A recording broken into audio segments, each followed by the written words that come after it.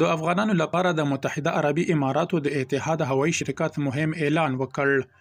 د افغانانو یو ستره غوښتنه به د یاد شرکت لخوا پوره شي. بشپړ جزئیات په ویډیو کې تر پایه وګورئ. پاتمنو لیدونکو ستړي مشئ. اتحاد هوایي شرکت اعلان کړی چې د کابل او ابوظبي ترمنځ خپل الوتنې به د 2026 زیږدیز کال د می میاشتې له لومړۍ نیټې څخه ورځنۍ کړي.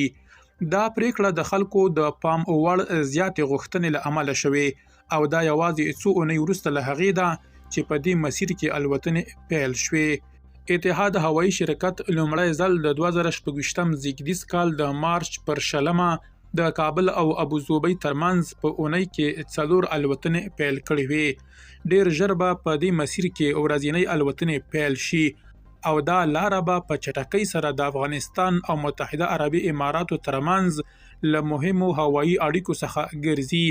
دا ورځنۍ الوتنې به مسافرو ته د اسانتیا برابر کړي چې له کابل او ابوظبي څخه نورو نړیوالو ښارونو لکه لندن، فرانکفورت، ټورنټو او واشنگټن ته هم په اسانه سفر وکړي. د الوتنو زیاتوالی په داسې حال کې کیږي چې متحده عربي امارات د خلیج په سیمه کې د ګڼ شمېر افغان وګړو کوربه دی. درنو لیدونکو له ملتیا مو مننه.